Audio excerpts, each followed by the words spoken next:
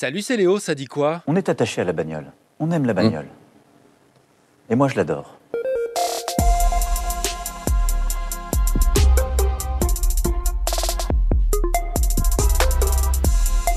Et voilà le retour du chèque carburant. Comme en début de cette année 2023, Emmanuel Macron a annoncé hier soir aux 20h de TF1 et France 2 une nouvelle indemnité de 100 € par voiture et par an pour le début de l'année prochaine, 2024, avec le même principe. C'est un mécanisme qui sera limité aux travailleurs, qui ne dépassera pas 50% des travailleurs les plus modestes. On n'aide pas les ménages qui n'en ont pas besoin et on n'aide pas les déplacements, si je puis dire, de confort. Et cette annonce intervient après le flop de la vente à perte refusée par les distributeurs de carburant qui vont tout de même être incités à vendre l'essence à prix coûtant en renonçant donc à leur marge, ce qui ne devrait représenter qu'une économie de 1 à 2 centimes par litre d'essence.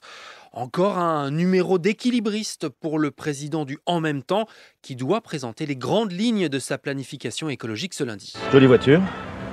Dommage qu'elle soit aussi sale. Et pour tenir l'objectif de réduction de plus de moitié des émissions de gaz à effet de serre d'ici 2030, Emmanuel Macron a d'ores et déjà annoncé hier que la France sortira du charbon en 2027 en convertissant ses 2 dernières centrales à la biomasse. Bla bla bla, réagit la députée écolo Sandrine Rousseau sur X, anciennement Twitter. Son collègue Julien Bayou, lui, dénonce une intervention qui ne sert qu'à masquer la contre-performance de ses troupes sénatoriales. Oui, parce que tu l'as peut-être raté hier, mais 1/3 du Sénat a été renouvelé par les grands électeurs, les conseillers municipaux, les maires ou encore les députés. Alors qu'est-ce qu'on en retient? La majorité de droite se confirme, la gauche progresse de quelques sièges, la Macronie en perd, dont celui de la ministre Sonia Backès, mais surtout le Rassemblement national fait son retour avec 3 sénateurs élus dans le Pas-de-Calais, le Nord et la Seine-et-Marne. Ça, tu l'as peut-être vu sur les réseaux, un nouveau bad buzz pour la SNCF. Et non, je ne parle pas de la panne géante hier entre Paris, le Sud-Ouest et la Bretagne avec des trains arrivés jusqu'à tard dans la nuit. Non, ça on connaît. Je parle plutôt de ces 2 témoignages sur des punaises de lit dans des TGV, photos et vidéos à l'appui.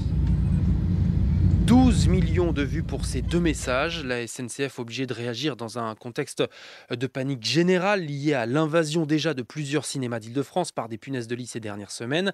La compagnie ferroviaire assure qu'elle n'a eu aucune présence confirmée du nuisible dans ses trains ces derniers mois, mais qu'elle fait quand même régulièrement un traitement préventif.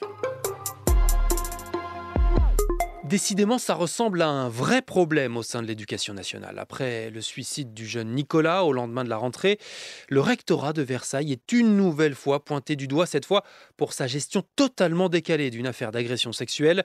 Le père d'une fille de 11 ans accuse la direction d'une école de ne pas avoir réagi et le rectorat de l'avoir menacé dans une lettre qui ressemble donc beaucoup à celle envoyée aux parents de Nicolas, qui se disait lui victime de harcèlement. Je pense qu'on n'est pas les seuls, on va dire, parents à avoir ce genre de courrier, quoi. Vu le côté vraiment copier-coller du document, je pense que c'est une lettre type qui est envoyée dès qu'il y a un parent, on va dire, ose poser une question. Le ministre de l'Éducation nationale, Gabriel Attal, doit se rendre au rectorat de Versailles ce lundi après-midi, après une rencontre avec les syndicats pour faire le point sur le dispositif qu'il souhaite mettre en place contre le harcèlement scolaire.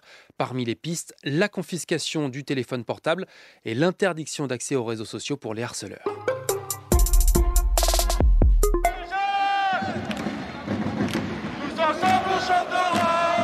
Ça va devenir un classique les soirs de victoire au Parc des Princes. Le Titi Warren Zahir Emery, 17 ans, né en banlieue parisienne et formé au PSG, a encore pris le mégaphone du COP hier pour fêter la victoire 4-0 contre Marseille.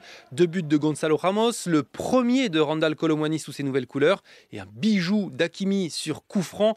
Quand même une mauvaise nouvelle, la blessure de Kylian Mbappé à la demi-heure de jeu, qui n'inquiète pas l'entraîneur Luis Enrique. Il n'y a rien de grave et je suppose qu'il sera de retour très vite. Mais c'est mieux de ne pas prendre de risques quand un joueur n'est pas à 100% à cause d'une blessure qui peut s'aggraver. Ce matin, Paris est 3e, Marseille 7e et le leader de Ligue 1, c'est pas un bug, c'est bien le Stade brestois.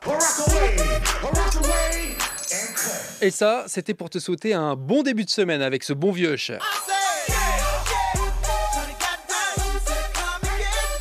La star du R&B sera à la tête d'affiche du spectacle du prochain Super Bowl. C'est la finale du championnat de football américain aux États-Unis. Les années 2000 en force, c'était Léo de France Info. Allez, ciao. C'est quand même bien mieux une voiture propre, non? À l'occasion, je vous mettrai un petit coup de polish.